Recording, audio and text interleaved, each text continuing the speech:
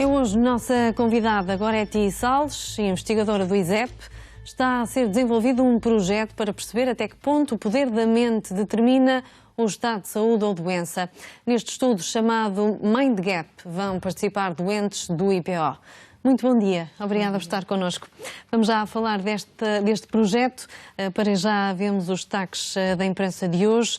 Quero começar por falar sobre o que vem hoje no Jornal I relativamente à Operação Teia, de que tem 4 arguidos, 2 autarcas, uma empresária e também o ex-presidente do IPO. Foram já conhecidas as medidas de coação. Como é que tem acompanhado este caso? Bom dia. Em primeiro lugar, grata por estar aqui a poder explicar um bocadinho esse nosso projeto Mind Gap, sobre o qual vamos falar daqui a pouco.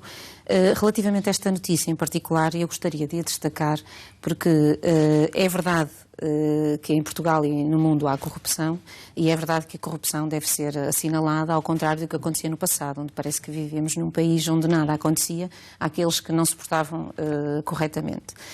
De qualquer forma, eu acho que relativamente à corrupção aqui estamos a cair se calhar no extremo oposto, onde o mediatismo destas notícias, quando elas são assinaladas ainda como em fase de avaliação, ou seja, ninguém foi condenado, ainda não se sabe absolutamente nada, as pessoas estão a ser ouvidas, fazem com que depois elas na praça pública o seu bom nome e a sua honra seja colocada em causa. E digo isto em particular porque trabalhei muitas vezes com o Dr. Laranja Pontes, o ex-presidente do IPO, e tenho uma enorme admiração pela capacidade de gestão que ele tinha e pela visão extremamente arrojada de uma instituição que, se a compararmos depois a nível nacional com outras análogas, estará seguramente à frente em muitos aspectos. E temo que é evidente que a polícia irá avaliá-lo, irá conduzir o processo, a polícia judiciária, e ele deve ser condenado se for caso disso, e ele próprio concordará com isso. Mas, independentemente disso, até lá toda a gente é considerada inocente por direito e, na verdade, isto não acontece. Existem aqui 2 fatores possivelmente associados a este processo, que é o mediatismo e que é a forma como a população reage a este tipo de notícias e que contribui depois e autoalimenta este processo de mediatismo. De facto, as pessoas estão interessadas em ouvir estas notícias.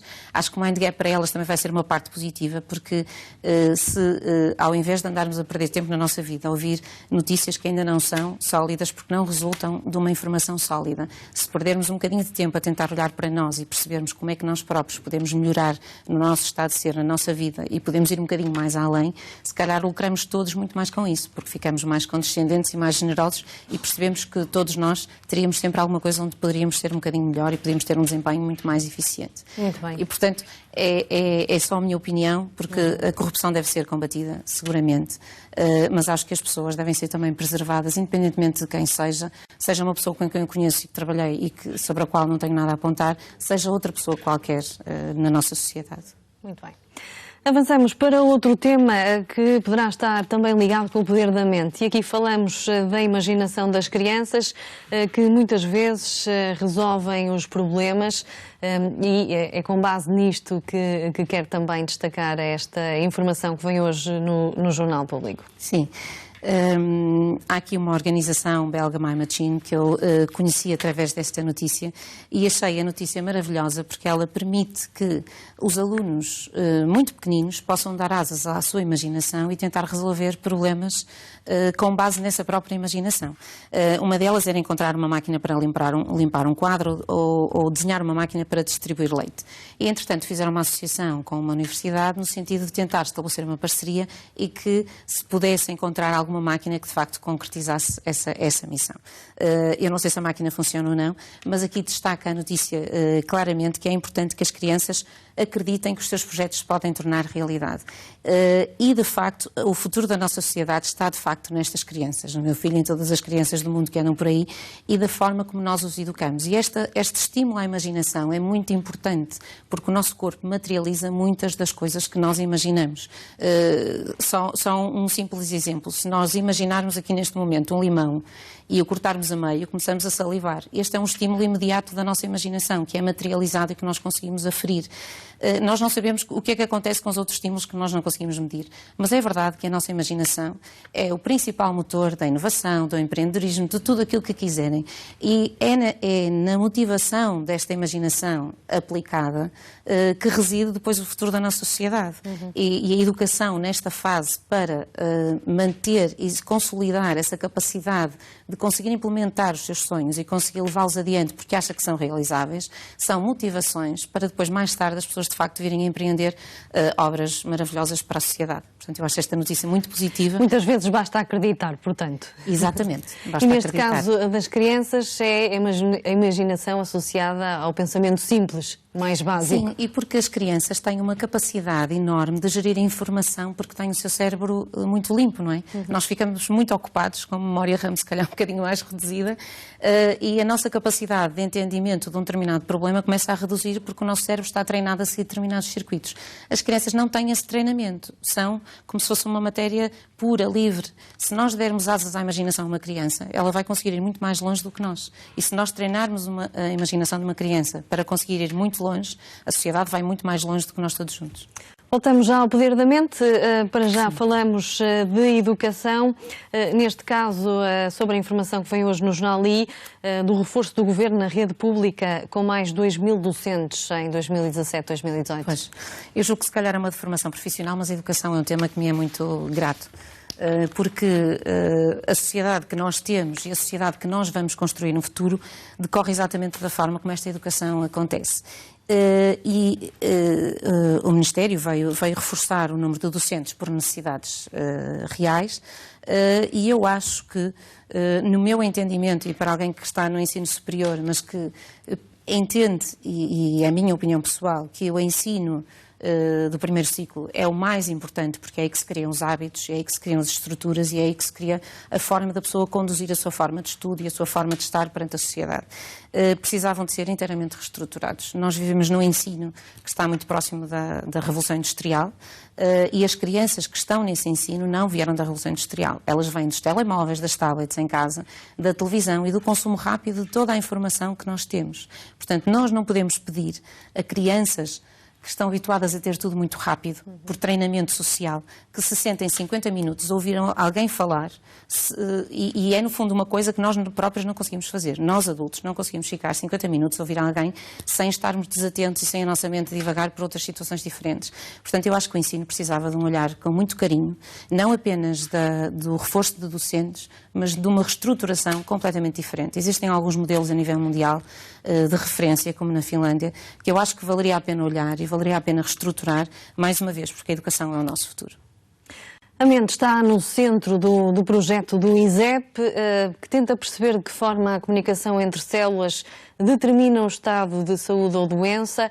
Sabemos que mente e corpo estão em comunicação contínua e é isso precisamente que estão a estudar neste projeto. Exato. Este projeto é muito interessante porque ele é altamente disruptivo porque procura algo que toda a gente sabe, mas que nunca ninguém se preocupou em observar. E eu vou já fundamentar o que estou a dizer. Toda a gente sabe na nossa sociedade que existem doenças de stress, que são doenças associadas ao stress, mas ninguém pergunta como é que o stress é capaz de promover uma doença. Mas nós sabemos que existe uma ligação direta e toda a gente aceita isso. Médicos, doentes, de uma forma passiva. E existem muitas doenças que estão associadas ao stress. Se a doença está associada ao stress, obviamente tem que haver uma ação da mente. Aquilo que eu penso tem que se materializar numa consequência qualquer, que no caso do stress se materializa em doença e no caso de, por exemplo, a meditação, que vai ser um dos objetos de estudo neste projeto, materializa-se em saúde. Existem inúmeros estudos, é incrível. Quanto mais procuro estudos sobre relações de saúde e meditação, mais descubro que não percebo porque é que a meditação já não está instituída nas escolas, nos hospitais e na nossa sociedade em geral.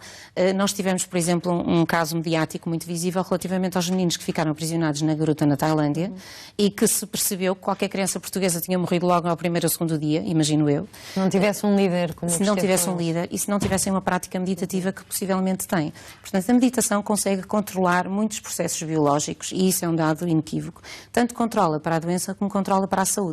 E aqui a questão-chave é como é que esse controle é estabelecido. Porque temos estudado o corpo ao longo do tempo em compartimentos separados, mas de facto o cérebro está ligado ao corpo e é o cérebro que manda informação para o corpo e o corpo também retribui com informação para o cérebro. Entretanto, em paralelo, acontece que na ciência descobriram-se já há umas décadas atrás algumas moléculas que circulam nas células e no nosso corpo e funcionam como se fossem e-mails ou cartas à moda antiga. Elas saem de um local e enviam a informação que o local receptor vai conseguir ler. E essas vesículas extracelares, nomeadamente as mais conhecidas, são exossomas, são essas que são responsáveis por enviar a informação. Ou seja, como nós temos dois conhecimentos diferentes, em que o cérebro tem que comunicar com o corpo para interagir com ele de uma forma positiva ou negativa. E como existem exossomas que transmitem informação, então a nossa hipótese é que nós vamos procurar os exossomas que são transmitidos pelo cérebro até ao corpo e que têm relação com a sua atuação cerebral, de forma a perceber como é que eles se alteram quando a mente está sob controle. E o que é que isto é? O único processo que nós conhecemos de manter a mente é fazer alguma prática mental, e a prática mental mais conhecida é mindfulness, que é conseguir abstrair-se do pensamento, olhar para dentro e estar no presente, sem pensar. Isso é algo que é muito difícil, porque o nosso cérebro está sempre em movimento. Eu lembro-me que a primeira vez que me disseram senta uma hora e medita, eu acho que eu devo ter meditado uns segundos, porque eu resolvi imensos problemas na minha cabeça durante aquela hora. Eu revia as minhas situações diárias. É um exercício difícil, é preciso treino para chegar lá. É muito difícil, que requer muito treino e que requer alguma aprendizagem também por trás. Portanto, o objetivo é que o cérebro envie informação positiva. Não, o objetivo é que o cérebro envie informação controlada de forma a que nós consigamos perceber que informação é que está a ser transmitida à pessoa. E o que é que nós vamos fazer, com quem é que nós vamos fazer essas práticas meditativas? Precisamente com os doentes do IPO, doentes que já foram tratados e que estão sobreviventes de cancro e que estão em acompanhamento pelo hospital. Esses doentes vão ser recrutados, vão ser sujeitos a um plano meditativo que vai ser estabelecido e que estamos ainda a definir. Aparentemente, os nossos estudos indicam que nós vamos fazer um plano meditativo mais prolongado do que o habitual, que são terapias de 8 semanas, vamos fazer um plano 6 meses. E vamos averiguar o que é que acontece no sangue desses doentes relativamente a esse perfil de exossomas. Eu digo já que sou voluntária também no processo, porque eu quero saber exatamente o que é que acontece, que capacidades é que nós temos de alterar o nosso estado de saúde através da nossa prática mental. Sendo que essa prática meditativa hoje em dia é muito comum e é de muito fácil acesso. Se comprarem livros e se tentarem treinar ou se inscreverem num programa que seja minimamente certificado, ou que tenha alguém que consiga ser instrutor de meditação qualificado, parece-me que é uma boa prática para alguém fazer em casa. O nosso estudo de casa vai ser mesmo isso, vai ser tentar identificar que moléculas é que se alteram no percurso da sequência do processo meditativo, tanto no próprio dia como ao longo do tempo. E eu acho que é ao longo do tempo que se vão verificar essas diferenças. Nós temos neste projeto, em consórcio, 5 equipas, 2 são o IPO e o ISEP, nós estamos a coordenar o projeto, e temos 2 equipas na Finlândia, que são o VTT e a Universidade de Oulu, e temos uma terceira na Suécia, que é a Universidade de Linnaeus, que eu não devo estar a pronunciar bem, mas... E ao fim de 6 meses podemos conhecer os resultados? Ao fim de 4 anos, nós vamos ter um estudo de 4 anos, com 4,4 6 meses com os doentes do IPO, mas depois será... E vamos formular práticas de 6 meses. Provavelmente podemos conhecer os resultados nesses 6 meses, mas nós vamos melhorando o processo de forma a, no final, tentar construir uma prática que as pessoas possam implementar e que possa, de facto, ter sucesso para a sua saúde. Muito bem. No final, era excelente que alguém pudesse dizer, em vez de ir ao médico, vou meditar.